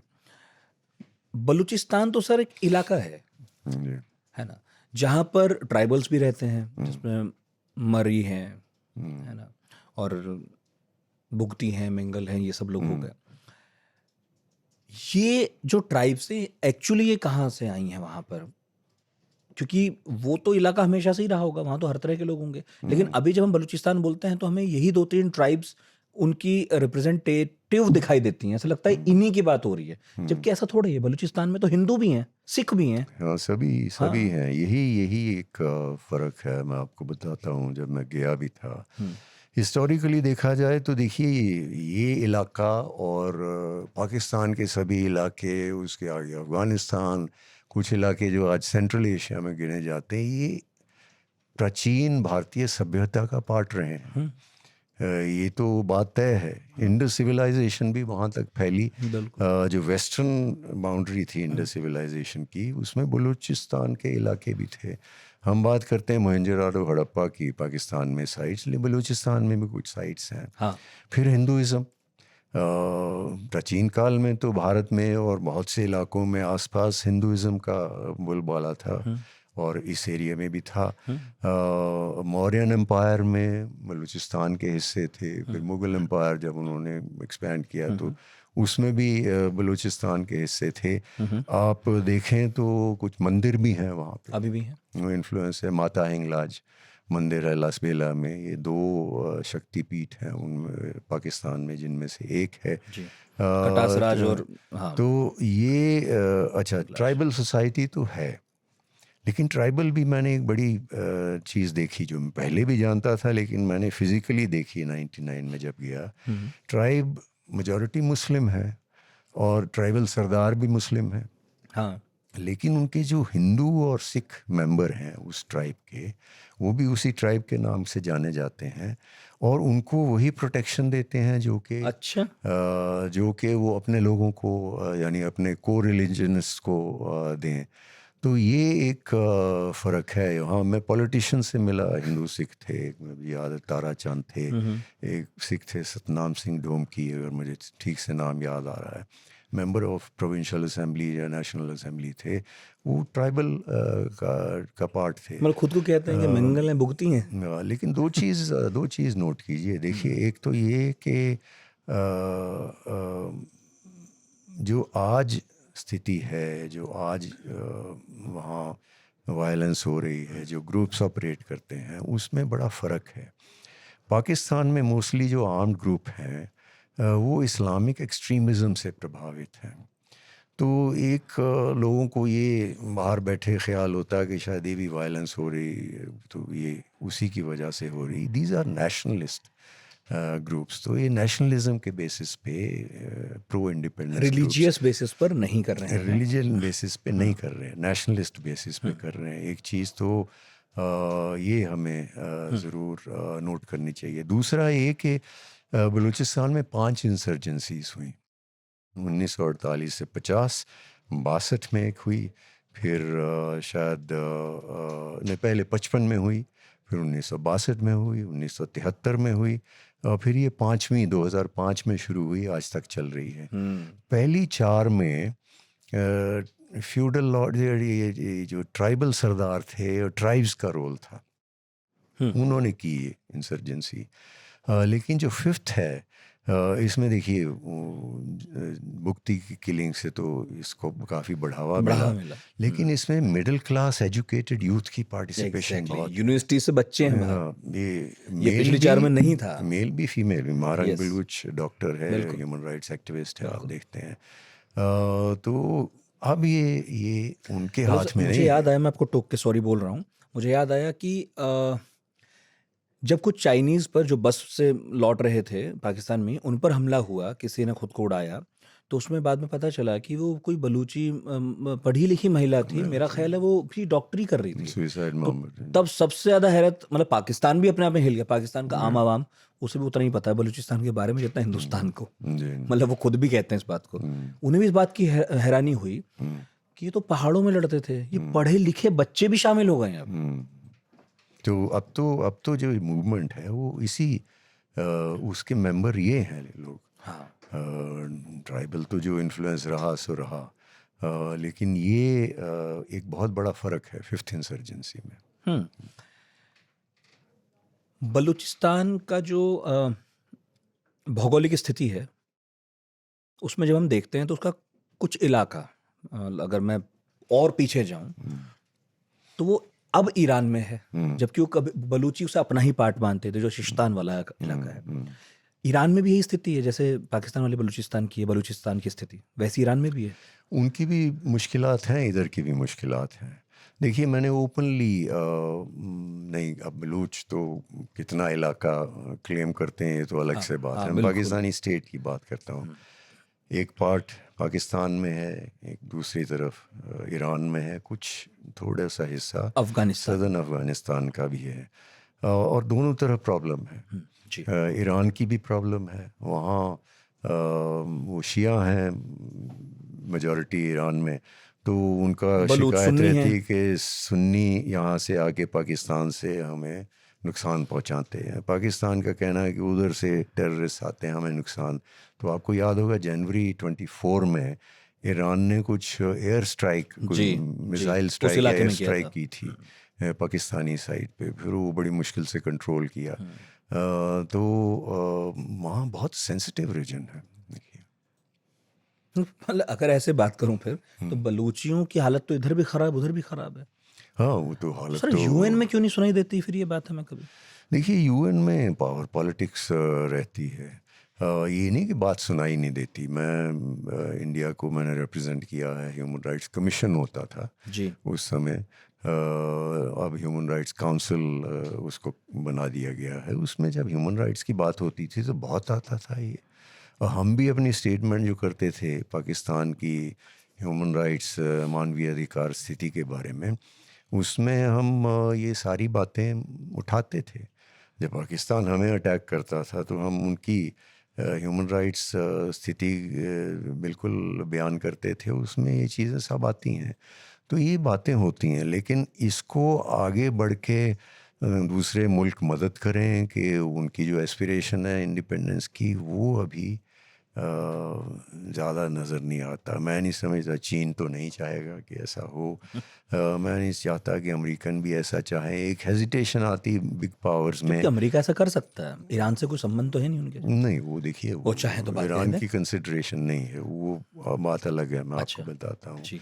लेकिन अमेरिका की बात ये है कि एक हेजिटेशन आती है मेजर पावर्स के मन में कि ये एरिया पहले ही बड़ा डिस्टर्ब्ड है, और अगर इस तरह से टूट फूट हुई, स्टेट कोलैप्स हो जाती है, ये उनकी परसेप्शन है। तो इसमें तो ये इलाका बड़ा, फिर न्यूक्लियर वेपन है इस एरिया में, तो इस किस्म की कंसिडरेशंस आ जाती हैं। तो मैंने कोई ऐसी नहीं देखा कोई टेंडेंसी हो कि जिसमें अमेरिकन, ये बात अलग है कि बहुत से देशों को ये इंटरेस्ट है कि वहाँ स्थिति नॉर्मल ना हो। ये आपको हैरानगी होगी, 2012 में ये हमें इंडिया को ब्लेम कर देते हैं, इंडिया की तरफ उंगली वो तो उठा बोलते देते हैं, वो तो उनकी हैं आदत रॉ है। करता है और पैसे देता है सरदारों 2012 को। में उनके अपने इंटीरियर मिनिस्टर रहमान मलिक ने पार्लियामेंट में कहा कि वहाँ 14 ऑर्गेनाइजेशंस एक्टिव हैं, फॉरेन ऑर्गेनाइजेशंस, और उसमें हमारे फ्रेंडली कंट्रीज़ की भी हैं। और उसने कहा कि इन कैमरा हम सेशन करेंगे, मैं आपको ब्रीफ करूंगा। तो इन कैमरा में क्या हुआ मुझे नहीं मालूम, लेकिन ये उनकी प्रेस में रिपोर्ट किया गया। मेरी किताब में भी लिखा। देखिए इंटरेस्ट लोगों के हैं। अमेरिका नहीं चाहेगा कि वहाँ चाइना का फुट होल्ड हो। ऑब्वियसली। हम जो चाहते हैं हमारी छोड़िए, हाँ हाँ हाँ। अमेरिका नहीं। उधर ईरान है तो उनका इस एरिया में ग्वादर है इंटरेस्ट सर पूरा। हाँ ग्वादर है, ग्वादर से नेवल पोर्ट बन जाए चीन की, बहुत से मुल्कों को उससे बड़ा मुश्किल होगी। फिर ग्वादर अगर एक्टिव कमर्शियल पोर्ट बन जाए तो गल्फ़ में जो मेजर पोर्ट्स हैं वो सफ़र करेंगे। बिल्कुल तो इकोनॉमिकली। वो नहीं चाहेंगे कि ये कोई मेजर पोर्ट बन जाए। तो ये सारे मुल्कों का तो इंडिपेंडेंस की बात तो एक है, लेकिन अगर आप मुझसे पूछें कि किसी का इंटरेस्ट है कि वहाँ स्थिति नॉर्मल ना हो, तो मैं समझूंगा कि ऐसी बात पॉसिबल है। ऐसे ही ज़्यादातर है। हो बलूचिस्तान सकता की बदहाली में बहुत कम हो सकता जी। अच्छा सर, ब्रिटिशर्स जब इंडिया आते हैं तब तक तो खैर बहुत हद तक सरहदें साफ हैं ही नहीं। वो डूरन लाइन भी नहीं है, इधर कोई बैकबोन लाइन नहीं, कोई कहीं कुछ तो है नहीं। ट्राइब्स तो वैसे भी इधर से उधर, उधर से इधर बेचारे आते जाते रहीं। तो पहली बार दिखाई देता है कि जब ब्रिटिशर्स या तो जब वो इम्पोज कर रहे हैं, मतलब अफगानिस्तान के साथ क्लियर लाइन खींच रहे हैं तब लाइंस दिखती हैं, या फिर जब वो छोड़ कर जा रहे हैं तब लाइंस दिखती हैं। तो ब्रिटिशर्स के काल में बलूचिस्तान की कहानी क्या थी, वहाँ हो क्या रहा था? देखिए उनका 19th सेंचुरी में उनका वहाँ पे उन्होंने कंट्रोल शुरू किया, अबाउट 1840 ऑनवर्ड्स अगर मैं कहूँ। और उनका ज़्यादा, जहाँ तक मैं देख पाता हूँ, इंटरेस्ट उस टाइम बलूचिस्तान में नहीं था, उनका इंटरेस्ट ज़्यादा अफ़गानिस्तान में था। अफ़गानिस्तान में इसलिए कि उनको डर था कि रशिया दूसरी तरफ से आके अफ़गानिस्तान के थ्रू हमारी जो इंडियन कॉलोनी है इसके कुछ इलाकों पे कब्जा ना कर रही। ये उनके मन में बड़ा, इसीलिए कंटोनमेंट्स थी उधर रावलपिंडी वगैरह में उनकी काफ़ी फ़ौज रखी हुई थी। तो उसके सिलसिले में अफ़गानिस्तान से जो उनकी चली लड़ाई या मिलिट्री स्ट्रगल वगैरह, एक रास्ता इधर से भी होके जाता था। बलूचिस्तान का बॉर्डर थोड़ा अफ़गानिस्तान से भी पड़ता है। तो उस सिलसिले में उन्होंने अपना कंट्रोल करना शुरू किया। फिर वो नेचुरली प्रीएमिनेंट पावर थे, करते करते उनका कंट्रोल काफ़ी हो गया। जब वो छोड़े तो 3 हिस्से थे बलूचिस्तान के। एक तो कमिश्नर्स टेरिटरी जो डायरेक्टली ब्रिटिश कंट्रोल में थी, और 4 प्रिंसली स्टेट्स में थी, उसमें खाने दो कलात थी, और एक ग्वादर पोर्ट जो थी ओमान के साथ थी। अच्छा। ये बहुत साल, 175 साल के करीब 1958 तक ओमान के पास रही। ओमान के पास था ग्वादर। नहीं, फिर ओमान ने बेची ये पाकिस्तान को 1958 में। वो पैसा भी पाकिस्तान ने नहीं दिया बल्कि आगा खान ने दिया उसके लिए। तो ये 3 हिस्से थे जब 1947 आया। फिर वो स्टेट एक्सीड की पाकिस्तान को, कलात ने इंडिपेंडेंस डिक्लेयर की लेकिन सस्टेन नहीं कर पाए। फिर 1948 में वो भी एक्सीड हो गए। तो ये ब्रिटिश इन्वॉल्वमेंट रही। लेकिन ब्रिटिश पीरियड में भी बलूचिस्तान को एक बहुत पीसफुल जगह नहीं थी। उनकी रिजेंटमेंट थी ब्रिटिश के अगेंस्ट भी। कोई ट्राइबल उनके कस्टम्स वगैरह में इंटरफियर करे तो नेचुरली यही पश्तून्स की प्रॉब्लम थी। हाँ। तो वहाँ 4 रियासत दिखाई देती हैं, जिनमें 3 की तो कोई खैर बात ही नहीं थी। कलात थोड़ा मजबूत था, तो कलात ने कहा हम अलग रहेंगे। तो हम जब हिस्ट्री पढ़ रहे थे, और आजकल तो सभी पढ़ रहे हैं उसके बारे में, तो मोहम्मद अली जिन्ना इनके वकील थे। इनका ही कहना था कि आप अलग रह भी सकते हैं। फिर उनकी नीयत बदल गई, तो उन्होंने कलात को अपने साथ मिला लिया ज़बरदस्ती। मेरा सवाल ये है कि 47 में जब ये सब कुछ हो रहा था, क्या इंडियन डिप्लोमेसी भी कहीं कुछ रोल निभा सकती थी जिससे हम चूक गए? नहीं, देखिए उस समय की स्थिति सोचिए आप। भारत की ना तो अर्थव्यवस्था, इकोनॉमी आज की इकोनॉमी थी, ना ही मिलिट्री पावर आज की पावर थी, और जियोग्राफिक कॉन्टिग्विटी जिसको कहते हैं कि वो एक दूसरे से सटी हुई टेरिटरी नहीं थी हमारी बलूचिस्तान के साथ। तो ऐसी स्थिति में उस समय की जो स्थिति थी उसमें हमारे लिए कुछ करना वो तो पॉसिबल नहीं था। मैं इससे हट के देखता हूँ वहाँ NWFP में वहाँ खान अब्दुल गफ़ार ख़ान की लीडरशिप में एक बड़ी स्ट्रॉन्ग मूवमेंट थी जिसने महात्मा गांधी से मिल के आज़ादी की लड़ाई लड़ी और उनका भारत की तरफ बड़ा झुकाव था, लेकिन हम वहाँ कुछ नहीं कर पाए। उन्होंने एक रेफरेंडम करवा लिया नाम के वास्ते, जिससे उन्होंने जिसका उन्होंने बॉयकॉट ही कर दिया। उन्होंने बॉयकॉट कर दिया। उन्होंने रिलीजियस एलिमेंट वगैरह से वोटिंग करवा के कर लिया कि पाकिस्तान के साथ पाकिस्तान ने उसमें पूरा छल किया। तो आई थिंक उस समय के कॉन्टेक्स्ट में रख के हमें देखना चाहिए कि भारत क्या कर सकता था। मेरे विचार जब में खैबर पख्तूनख्वा जिसे आप कहते हैं, जी, सीमांत गांधी वहाँ मौजूद थे, काली कुर्ती दल वाले, जब हम उसे नहीं कर पाए कुछ, तो ये तो बहुत ही दूर था। ना हमारी नेवल पावर थी, कोई नेवल एक्शन करें या कुछ, तो स्थिति बहुत फर्क थी। हाँ, ये बात आपने वैसे तुलना बहुत जी अच्छी की। अब मेरे दिमाग में आ रहा है, सही बात है, इतना सपोर्ट था कांग्रेस का वहाँ पर, जब वहाँ नहीं कर पाए तो यहाँ तो मुश्किल था। 47 के बाद शुरू में तो पाकिस्तान की राजधानी खैर कराची थी, वो ले गए इस्लामाबाद। तो कभी भी, मतलब क्या पूरे इतिहास में कहीं भी बलूच लोगों को वो बिल्कुल भी एडजस्ट नहीं कर रहे अपने साथ? मुझे तो लगता है कर रहे हैं। अकबर बुख्ती तो वहाँ पर चीफ मिनिस्टर रहे भी हैं। देखिए, ये ट्राइबल सरदार जो हैं फ्रॉम टाइम टू टाइम ये एस्टेब्लिशमेंट के साथ काम किए हैं और इन्हीं ने रिवोल्ट किया। तो अकबर बुख्ती एक समय मुझे याद है, जहाँ तक मुझे याद है, गवर्नर थे और गवर्नर फेडरल गवर्नमेंट करती है। मेंगल्स भी है, ताउला मेंगल, वो भी रहे। गवर्नमेंट डिसमिस हुई तो फिर एक इंसर्जेंसी उस समय आई, या अख्तर मेंगल के बेटे, उनसे मैं मिला भी 1999 में जब मैं गया था, तो वो चीफ मिनिस्टर नहीं थे, अभी बाहर थे। तो ये इन लोगों ने, आज जो है Sarfaraz Bugti chief minister PPP का, वो भी ट्राइबल अफिलिएशन है, बुख्ती है।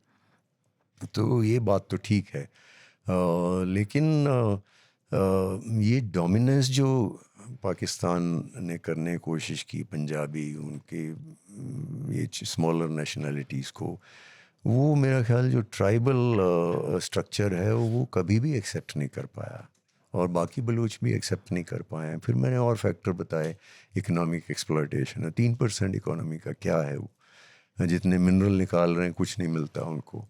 तो इन सारे फैक्टर्स के चलते बहुत रिजेंटमेंट बनी है। जब शुरुआत है, आपने 5 गिनाए कि 5 बार वहाँ पर हालात ज़्यादा ख़राब हो गए। 5वीं चल रही है। 5वीं चल रही है। तो ये जो 5 हैं, ये सभी एक ही वजह से दिखाई देते हैं या अलग अलग है? जैसे मैं समझना आपसे चाह रहा हूँ कि क्या पहली इसलिए हुई कि उन्हें लगा कि हम तो साथ ही नहीं जाना चाहते थे? क्या दूसरी इसलिए हुई जब उन्हें यह एहसास हुआ कि हमारे तो संसाधन भी हमारे पक्ष में नहीं है? फिर क्या तीसरी किसी और वजह से, चौथी किसी और, मतलब क्या वो रूप बदलती रही इंसर्जेंसीज? संक्षिप्त में बता दूं, देखिए, पहली हुई 1948 में जी, जब खान ऑफ कलात को फोर्स किया कि आप एक्सीड करो, तो उसका भाई रिवोल्ट किया। वो 1950 तक चली, फिर क्रश कर दी गई। दूसरी हुई 1955 में, उसमें ये जो 2 हिस्से बन गए थे बलूचिस्तान के, एक कमिश्नरेट, अभी 58 में गवादर नहीं आया था, 55 में 58 में आया, एक कमिश्नरेट जो वो इलाका अंग्रेज़ों के साथ था, पाकिस्तान के साथ डायरेक्टली हो गया, और प्रिंसली स्टेट जो एक्सीड की उनका एक और हिस्सा बना दिया गया। अच्छा, ये दोनों हिस्सों को सिंगल यूनिट वेस्ट पाकिस्तान में इंक्लूड कर लिया गया, यानी वेस्ट पाकिस्तान की सभी एथनिसिटीज़ को बिल्कुल ख़त्म कर दिया गया। इसलिए कि पंजाबी चाहते थे कि बंगाली, उधर उनकी पॉपुलेशन ज़्यादा थी, होमोजेनस एक सी पॉपुलेशन थी, वो अपना चाहते थे शेयर पूरा पार्लियामेंट में अपनी पॉपुलेशन के हिसाब से। इनको काउंटरवेट बनाना था, तो पंजाब, सिंध, ये वो अलग रखे तो कहाँ काउंटरवेट बनता। ये सारी नेशनलिटीज़ उन्होंने 1 यूनिट में कर दी। वो 1970 तक यूँ, तो सेकेंड इंसर्जेंसी वहाँ हुई। फिर 62 में अयूब खान ने कुछ ट्राइबल सरदारों की सपोर्ट ली, उसने कॉन्स्टिट्यूशन बनाया अपना, लेकिन उसके बाद उनको नकार दिया। फिर वहाँ शुरू हुई। फिर 1973 में चौथी हुई भुट्टो, वैसा ही हुआ, उसने अपना कॉन्स्टिट्यूशन 1973 का बनाया, उनकी मदद ली। फिर इलेक्शन जो इलेक्ट लोग हुए गवर्नमेंट डिसमिस कर दी बड़े गई। अच्छे संबंध थे अकबर बुख्ती से, उसी वक्त की तो बात है। तो मैंगल अताउल्ला मैंगल की गवर्नमेंट डिसमिस की गई डिसमिस हुई। और उसमें इंसर्जेंसी हुई, उसमें तो एयर पावर यूज़ की। बिल्कुल बिल्कुल। और 2005 में ये फिर पाँचवीं शुरू हुई। कहा जाता है, मैंने कहीं पढ़ा है कि लेडी डॉक्टर ने कंप्लेन किया कि किसी आर्मी ऑफिसर ने रेप की एलिगेशन की, उससे ये आग भड़की। और फिर जब 2006 में अकबर बुख्ती को पाकिस्तान आर्मी ने मारा, उसके बाद ये तूल पकड़ गई और उसके बाद फिर ये चलती रही।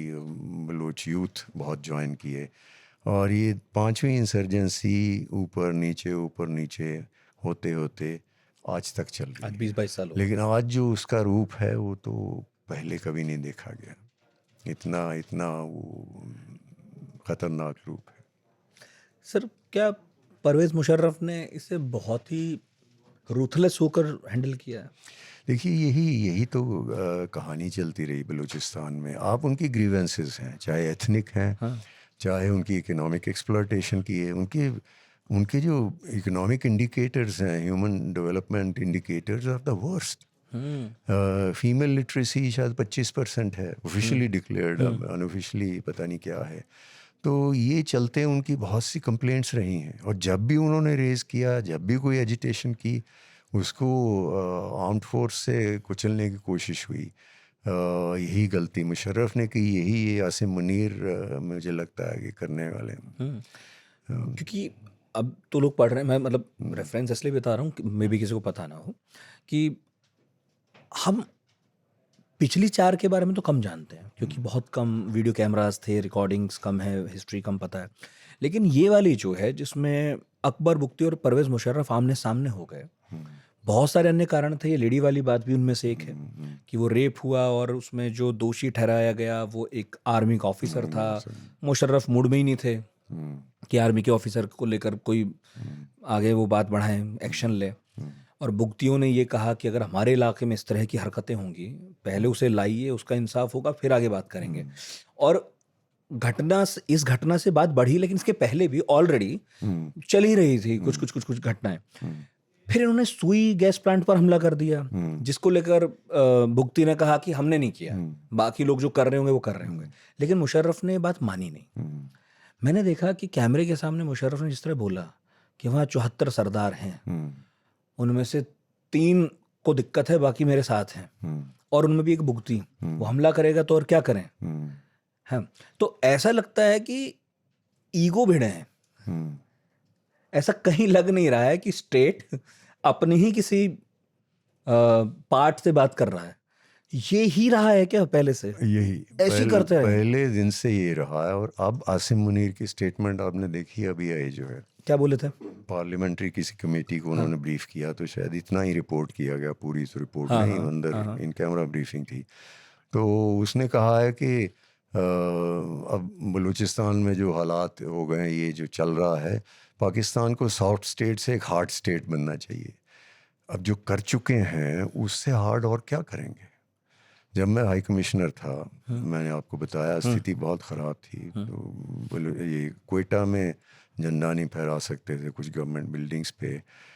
तो हज़ारों की तादाद में जो नौजवान थे उठा लिए गए। उनमें से बहुत की लाशें घर के पास या कहीं जंगल में मिल गई, बहुत से आज तक नहीं मिले। यही डॉक्टर महारंग बलूच का भी उनके एक पिता भी है, ऐसे गायब हुए थे, वहीं से शुरू हुआ। एक है। और वो जब भी कोशिश करते हैं, अब उस पर टेररिज्म चार्ज लगा दिया है। तो ये ऑल अलोंग कोई कंस्ट्रक्टिव मूव नहीं रही। एक 18th अमेंडमेंट हुई थी 2009 या 10 में, जब मैं हाई कमिश्नर था।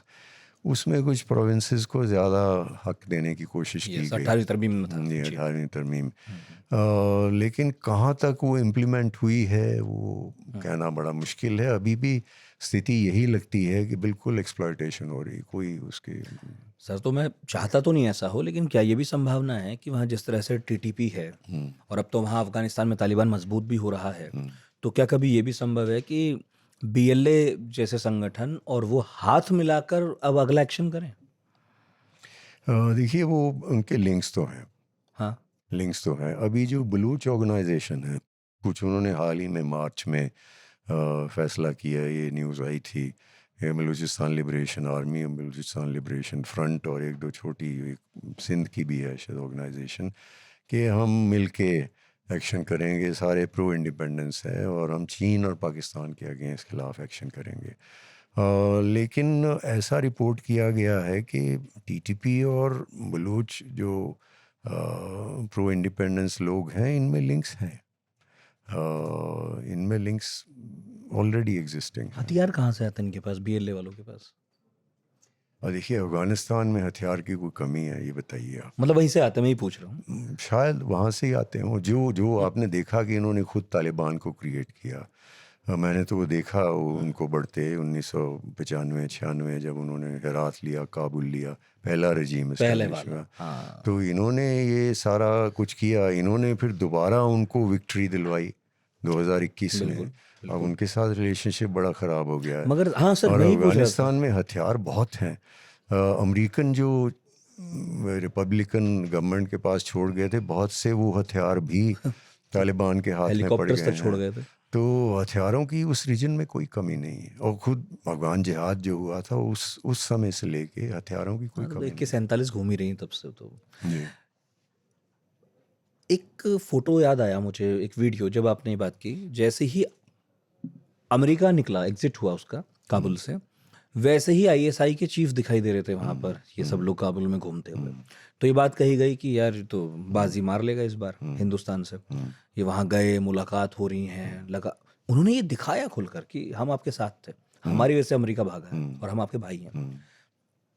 मगर अब जैसी खबरें आ रही हैं, ये तो कहीं से नहीं लगता है कि अफगानिस्तान की जो नई सरकारें हैं, वैदा वै जैसी भी, ये कहीं से भी पाकिस्तान के साथ मिलकर काम कर रही हैं। देखिए, यही पाकिस्तानी एस्टेब्लिशमेंट की शॉर्ट साइटेडनेस है।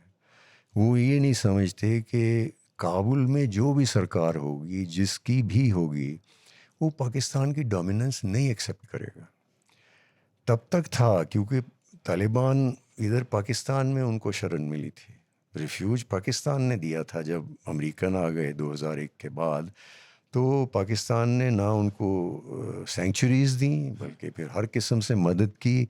वो नेटो फोर्सेस के खिलाफ लड़े, पाकिस्तान एक तरफ अमेरिका के साथ, एक तरफ तालिबान के साथ। ये तो उनका चलता रहा अकेला नहीं वही है जो थी। कर उसके सकता बाद है। 2021 में विक्ट्री हुई।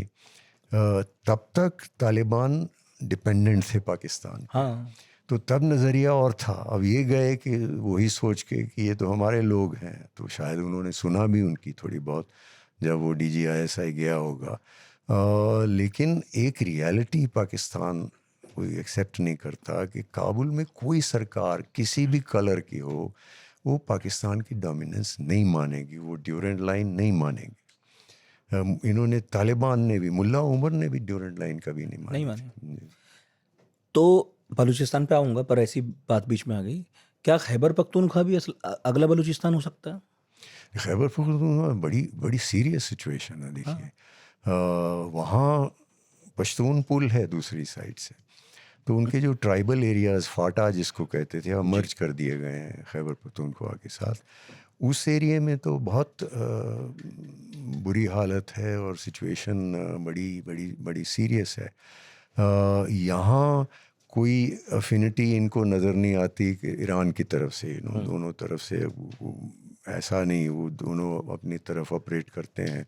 लेकिन वहाँ जो है तालिबान, कोई भी अफ़गान गवर्नमेंट, मैंने कहा, तालिबान भी एक्सेप्ट नहीं करते ड्यूरेंट लाइन। वो कहते हैं कि इस लाइन की ज़रूरत क्या, दोनों तरफ भाई रहते हैं। उनके लिए एक पश्तून कंटिन्यूम है। तो जो पश्तून उनकी प्रॉब्लम है, मैं समझता हूँ बलूचिस्तान जितनी ही या बलूचिस्तान से भी ज़्यादा सीरियस प्रॉब्लम है इस अफ़गान पुल की वजह से। तो ये दो जगह पे तो उनके लिए बड़ी सीरियस अगर ये दोनों सिचुएशन। ताकतें मिल गई, वहाँ टीटीपी भी सक्रिय है, खैबर में अपने उनके ऑर्गेनाइजेशंस हैं, और इधर बीएलए जैसे लोग हैं, ये आपस में मिल जाएं तो मतलब तो पाकिस्तान बचा कहाँ फिर उसमें? पंजाब, सिंध। यही है कि militarily Pakistan, Taliban are no match for Pakistan militarily. लेकिन वो मिलिटरीली नहीं लड़ेंगे, वो तो फिर वैसा ही लड़ेंगे जैसा अमेरिकनों के खिलाफ लड़े, विच इज़ गुरिल्ला वॉरफेयर। तो उसमें वो पाकिस्तान को बड़ा नुकसान पहुंचा सकते हैं, और ऐसा लगता है कि पाकिस्तान की बात सुनी जाए तो अभी भी पहुंचा रहे हैं। क्या ये बात सही है सर कि पाकिस्तान के इदारे पूरी तरह खैबर पख्तूनख्वा में काम नहीं करते हैं, न बलूचिस्तान में, बल्कि खैबर में भी और बलूचिस्तान में भी वहाँ की जो ट्राइब्स हैं, ज़्यादातर इलाकों पर वही एडमिनिस्ट्रेशन में भी वही लोग अपने हिसाब से चीज़ें कर लेते हैं, मतलब बाहर से भी नहीं पता। देखिए, अब स्थिति थोड़ी बदली है। ट्राइबल कल्चर तो है। ये फाटा में यही था हाँ। कि ट्राइब का जो हेड है वो कंट्रोल करे, अभी भी ये है। आप सुना होगा, अखबारों में आता है कि जब कोई कहीं ट्रबल होती है तो वहाँ पे फिर ट्राइबल एल्डर्स मीट और कोशिश करते हैं कि रिजॉल्व जिरगा करें। वगैरह तो सब। वो ट्राइबल सोसाइटी तो है, वो लोग हैं, लेकिन ये रेडिकलाइज इस्लामिक एक्सट्रीमिज़म इतना आ गया। जो अफ़गान जिहाद के दौरान सोवियत यूनियन जो सारी दुनिया से लाए ये मिलिटेंट्स, उनको ट्रेन किया वहाँ पाकिस्तानी यमन मदरसा सब तो में। वही। वो एक्सट्रीमिज़म बढ़ता बढ़ता, और पाकिस्तान के अंदर तो एक्सट्रीमिज़म शुरू से ही रहा है, चाहे शिया सुन्नी डिवाइड हो या सुन्नी में देवबंदी बरेलवी अहमदियों हो। से हाँ। तो ये चीज़ तो है। अब अफ़गानिस्तान के साथ कैसा उनका नाता बनता है, ये देखने वाली बात है। आप क्वेटा कब गए थे, किस साल? 1999 में। 99 में। 2009 से 2013 जब आप वहाँ पे हाई कमिश्नर थे, तब आपका जाना नहीं हुआ? नहीं हुआ। ओके। तो 99 की अगर बात करें, तो हालांकि काफ़ी साल हो गए, तो किस तरह की स्थिति, स्कूल, सड़कें, महिलाओं की स्थिति, और फिर इन 5 सालों में, पिछले जब 9 से 13 आप थे, तब भी सूचनाएं तो आती होंगी, क्या नहीं है कुछ भी वहाँ? हाँ, देखिए, डेवलपमेंट तो बड़ी कम हुई है। क्वेटा ठीक ठाक था, आई मीन जैसी सड़कें हैं कैपिटल है। वैसे कैपिटल है। एक होटल था जहाँ मैं ठहरा, बड़ा अच्छा होटल था, शायद सेरीना होटल था। और मैं वहाँ थोड़ा घूमा, बड़ी रिस्ट्रिक्शन थी। उसके बाद थोड़ा हिल्स में मैं गया। उन्हीं पॉलिटिशियंस जो हमारे थे, ताराचंद और दूसरे, अच्छा। वो मुझे लेके गए, कहीं पे हमने लंच किया वगैरह वगैरह, कुछ पॉलिटिशियंस से मिला। महमूद खान अचकज़ाई से मिला, उन्होंने डिनर किया। जी। और डिनर भी क्या, वो इतना खाना, उन्होंने कहा कि ये हमारी रिवायत है कि हम इतना खाना रखते दस्तरखान हैं, पे बिल्कुल बिछा दो। आप जितना चाहें उतना खाएं, नीचे बैठ के हम सही। सब लोग। तो ये इस लिहाज से था, एक कंजर्वेटिव सोसाइटी तो है, उस टाइम थी एटलीस्ट, अब ये बलूच यूथ आए हैं, उसमें लेडीज़ आई हैं, तो लेडीज़ की स्थिति उतनी तो नहीं कोई ओपन थी जितनी कि और जगह हो सकती है, ऐसा तो मैंने नोटिस नहीं किया। और ना ही मुझे ऐसा कोई, लेकिन इंसर्जेंसी में उनका रोल आया है। जब सारे भाई बाप सब मर्द गायब हो उठा रहे लिए हैं। गए, हाँ। तो फिर ये औरतें आएंगी आगे। तो हाँ, मतलब जो मैं पाकिस्तान की रिपोर्ट्स देख रहा था, उसमें ये पता चला कि जो मिसिंग पर्सन्स वाला प्रॉब्लम है, उनके घर के मर्द गायब हो रहे हैं। तो अब ये जो आंदोलन है वो महिलाओं के हाथ चला गया है। इनफैक्ट सड़कों पर ज़्यादातर महिलाएं और बच्चे हैं, जिनमें मर्द शामिल हो रहे हैं। मतलब वहाँ तो जो एक प्रगतिशील तबका है, उदारवादी तबका है, वो तो यही कह रहा है कि अब वो लड़ाई महिलाएं और बच्चे लड़ रहे हैं, जो अहिंसक लड़ाई है। जो हिंसक लड़ाई है वो बंदूक लेके मर्द अपना वो पहाड़ियों में लड़ते होंगे। सर, जब आप वहाँ पर थे हाई कमिश्नर के तौर पर, तो ये जो मानवाधिकारों का उल्लंघन है बलूचिस्तान में, इस तरह की रिपोर्ट्स आपके पास भी आती थी? नहीं, रिपोर्ट तो बड़ी आती है। उनका human rights commission of Pakistan है, ऑफिशियल बॉडी नहीं है वो, it's kind of an NGO जिसमें बहुत से लेफ्टिस्ट लोग हैं और हैं।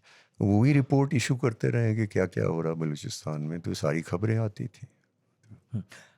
हमारे हाई कमीशन का कोई रोल रहता नहीं होगा बोलने में, कहने में, प्रतिक्रिया देने में कुछ होता है? वहाँ नहीं, देखिए प्रतिक्रिया वहाँ तो नहीं देते, लेकिन जैसा मैंने कहा कि UN में जब ह्यूमन राइट्स की बात होती रही तो भारत इसको भी मेंशन करता रहा है।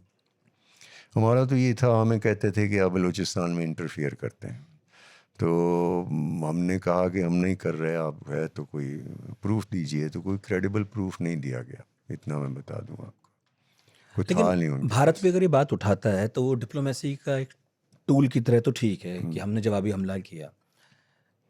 ऐसे तो कोई भी नहीं उठाता दिखता है मुझे कि एकदम इंडिपेंडेंटली कोई इसलिए उठा रहा हो कि देखिए यार मानवाधिकारों का बड़ा उल्लंघन हो रहा है वहाँ पर, तो इन लोगों की भी सुन लेनी चाहिए। क्यों? क्योंकि बलूच गरीब हैं या उनका एक्सेस नहीं है बड़े बड़े इदारों तक, इसलिए? देखिए ये दोनों ही चीज़ हैं। ह्यूमन राइट्स भी ऐसी बात तो नहीं है कि हम उठाते ही नहीं।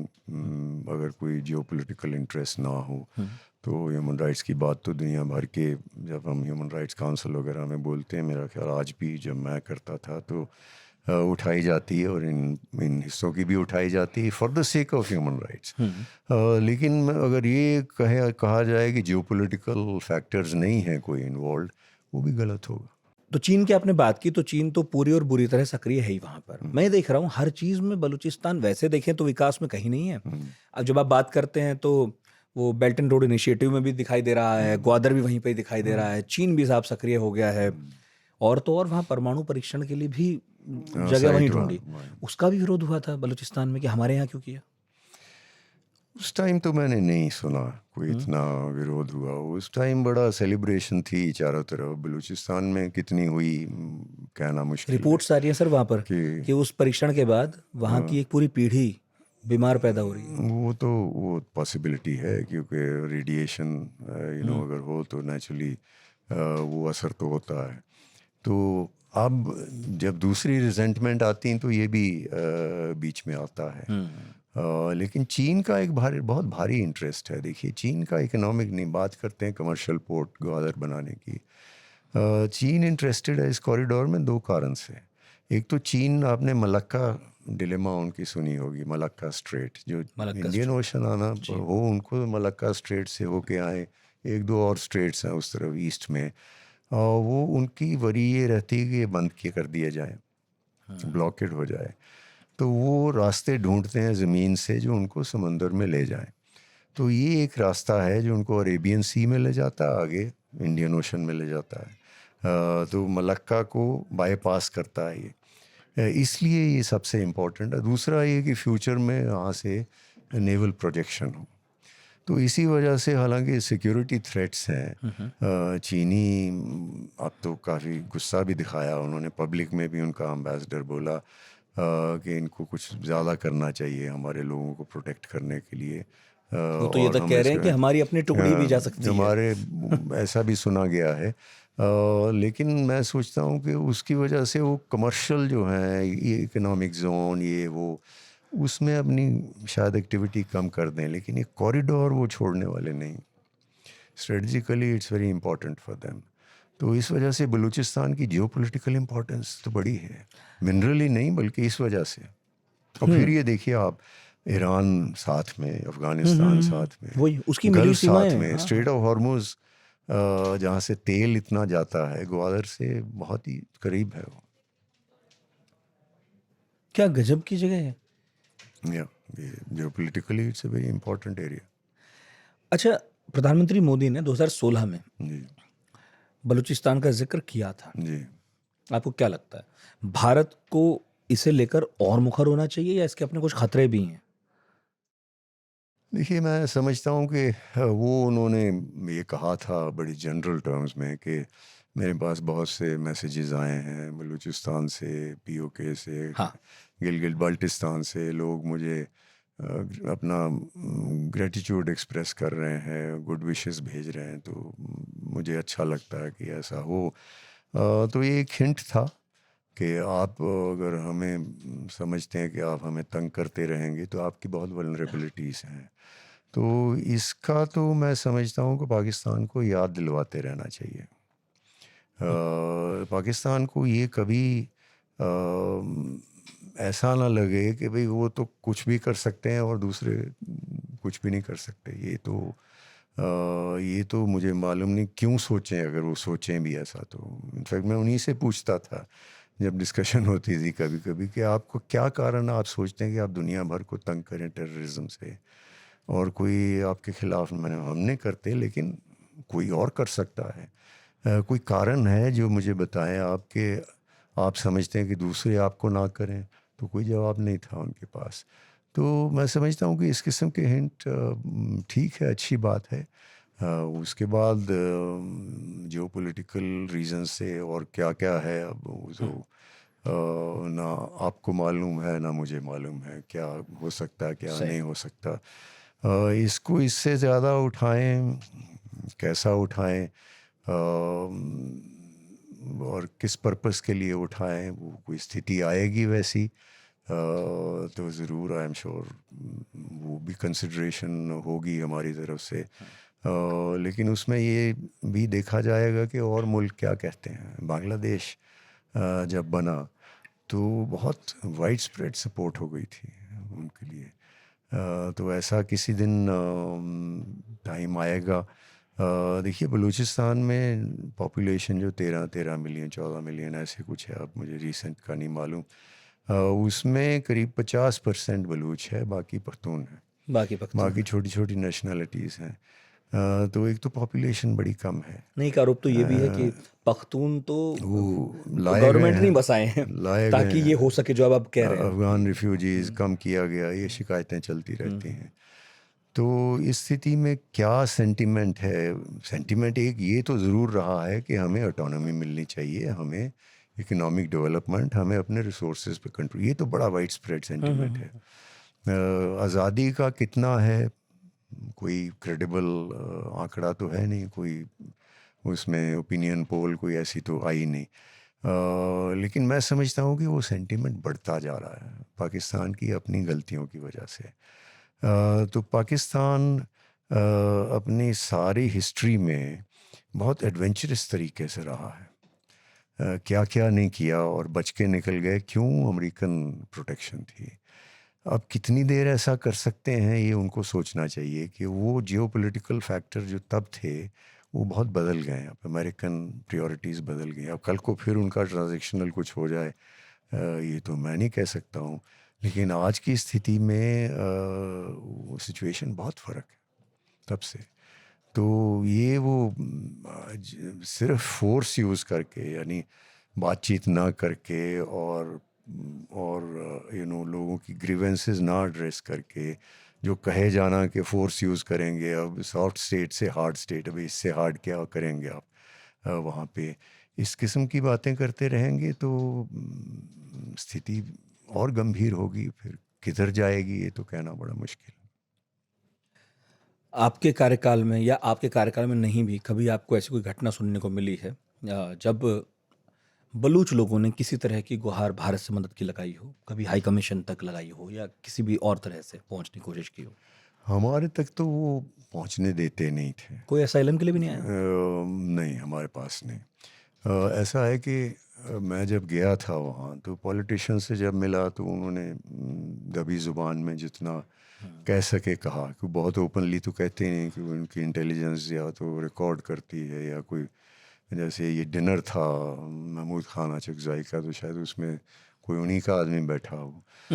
लेकिन दबी ज़ुबान में तो सभी ये कहते थे, अख्तर मैंगल भी, कि देखिए जो डेमोक्रेटिकली होता है उसकी तो रिस्पेक्ट होती नहीं है। तो ये बात तो खुल के लोग करते थे। बाकी वो क्या स्थिति है ये तो आगे चल के देखेंगे। आपको एक बताऊं मैं, नवाज शरीफ की एक स्पीच, ये न्यूज़पेपर में रिपोर्ट हुई, लाहौर में बोल रहे थे 2011-12 जब बहुत बुरी हालत थी, टेररिज्म पंजाब में चल रहा सारा। तो उन्होंने कहा कि आज कायद आज़म होते तो क्या कहते हैं, कि ये इसलिए बनाया मैंने पाकिस्तान, ये करने के लिए इसलिए बनाया मैंने पाकिस्तान, पीछे से कोई बोला इससे तो ना ही बनाते। तो ये एक्नॉलेजमेंट तो है, एक्नॉलेजमेंट है। लेकिन एस्टेब्लिशमेंट कभी नहीं एक्नॉलेज करेगी। वो जो हम शुरुआत में बात कर रहे थे कि उन्होंने तो अपने लिए एक मुल्क बनाए रखना है, एस्टेब्लिशमेंट। बहुत बहुत शुक्रिया सर, बहुत मज़ा आया, इतनी लंबी बातचीत हुई। और सबसे अच्छी बात ये कि हमने ऐसे व्यक्ति से बात की जिसने अपनी आँखों से पाकिस्तान देखा है और ख़ासकर बलूचिस्तान भी गया है और बड़े करीब से आपने उसे सबको ऑब्जर्व किया है। कभी जब मैं आपकी किताब पढ़ लूँगा मैं आपको न्योता दूंगा, प्लीज़ कष्ट कीजिएगा आने का, फिर एक लंबी बात करेंगे। ज़रूर। शरद सभरवाल, 38 साल का लंबा चौड़ा तजुर्बा, IFS के तौर पर 2 बार पाकिस्तान में तैनात रहे। आपने सुना बलूचिस्तान को लेकर क्या कहते हैं। अभी ट्रेंड में था बलूचिस्तान, हमने सोचा पढ़ाकू नितिन कर लेना चाहिए, तो हमने देरी से किया, लेकिन उम्मीद है देरी से करने के बावजूद भी दुरुस्त किया होगा। किया या नहीं बताइए कमेंट बॉक्स में। इस वीडियो को लाइक कीजिए, खूब कमेंट कीजिए, अच्छे बुरे जो भी, हम सारे कमेंट पढ़ते हैं। और अगले गुरुवार का इंतजार कीजिए, फिर हाजिर होंगे।